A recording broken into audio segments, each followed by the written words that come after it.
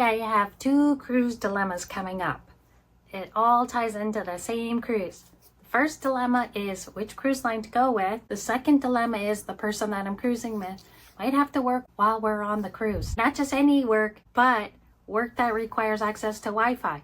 And not just any Wi-Fi, but streaming Wi-Fi. Something with streaming capabilities so that they can attend Zoom calls or MS Team calls with the video on. This is a problem, and I was tasked with sorting out what are the solutions.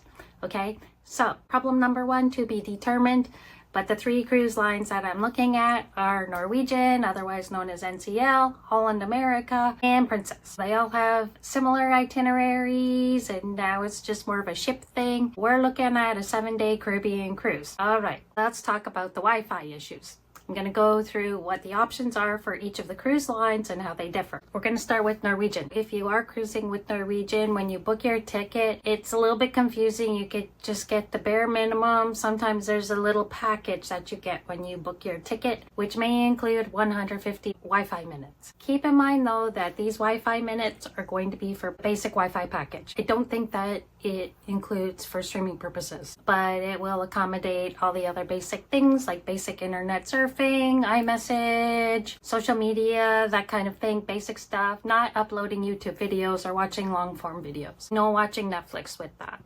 If you want to upgrade, you could do that. With Norwegian, for regular Wi-Fi streaming, it's $29.99 US a day, or if you want streaming package, it's $39.99 per day. With Holland America, similar situation. I've never been given any free minutes with Holland America, but I don't usually buy a package when I purchase my ticket. I usually just get the basic fares. So with Holland America, if you want basic Wi-Fi these days, it's $35.99 a day or $46.99 for the streaming package. With Princess, now let's get a little bit complicated here. So $24.99 for one device for regular medallion net, which is like basic Wi-Fi, or you pay $45.99 for up to 4 devices per day. So that means if you have an iPad or 2 iPhones or a laptop, then that's 4 devices. Just to let you know, any cruise that I've been on, if you think, oh, I'm going to do a hotspot with my iPhone and let this other person piggyback off of me or whatever have you, that has not worked in the past. It's usually 1 device at a time. If you're cruising on Princess, let's complicate things a little more. That's just for basic minutes. If you have a certain loyalty level with Princess, then you may be able to get a package at half price. But if you're already in the loyalty program with Princess, you're probably aware of that. Let's complicate things a little bit more. For our purposes, for the cruise that we're looking at, we're going to have to consider the price of high-speed internet for streaming purposes. And with Princess, I found out the only way you could do that is if you have a package with them. Normally, I just booked the basic standard package. However, I do have a Princess cruise coming up next year, and we've upgraded to get a package. Anyway, that'll be the first time that I get a package. Let me tell you what some of the things are that are included in the Princess package and compare the price. Just pull it up. This is as of today, the cruise that I'm looking at. This is for just the basic cruise fare. Say you're just buying a regular cruise, you don't want any extras, you're going to pay for your tips at the end of your cruise. None of that's included, but this does include all the regular amenities you're going to have on a cruise ship, your complimentary dining venues, your entertainment.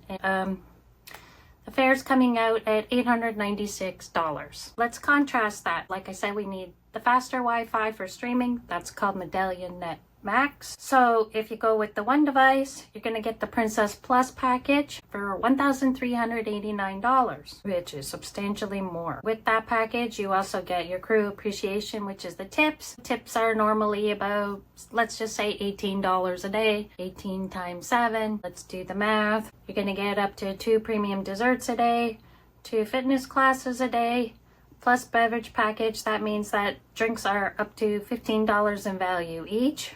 In net max for 1 device, and Princess complimentary dining and entertainment medallion class experience. Okay, but say you want the 4 devices, then you go up to Princess Premier, and that's $1,637 a person. With that, you get all the same, except you get medallion net max for up to 4 devices, your crew appreciation, unlimited premier beverage package, which is drinks up to $20 each in value, Unlimited digital photos and 3 prints. That's pretty good. Premium desserts unlimited. Unlimited fitness classes.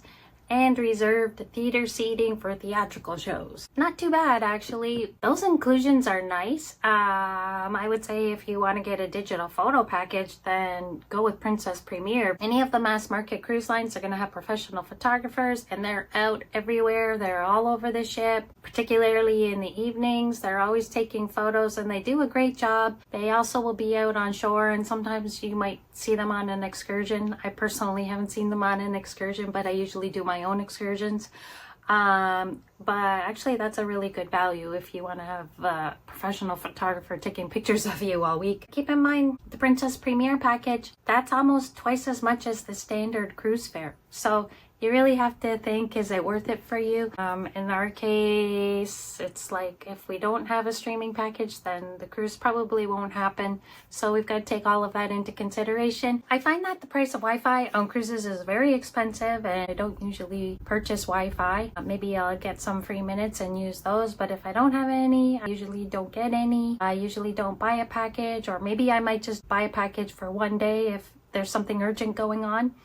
Aside from that, I'll just tell my friends and family I'll talk to you when I get back. But if you want to keep in touch, it's getting easier nowadays. There's an eSIM out there. If you want to have access to your phone and cellular data on the cruise ship, and when you're in cruise port, there's a new solution. I've told you about that in a previous video, and that's getting an eSIM. There's one eSIM company called GigSky. They're the only ones that I know of that have an eSIM that's compatible with various cruise lines, and then when you're on shore. So there is a 7-day Caribbean Americas package, and it's usually $48.99. Sometimes they have a little sale going on.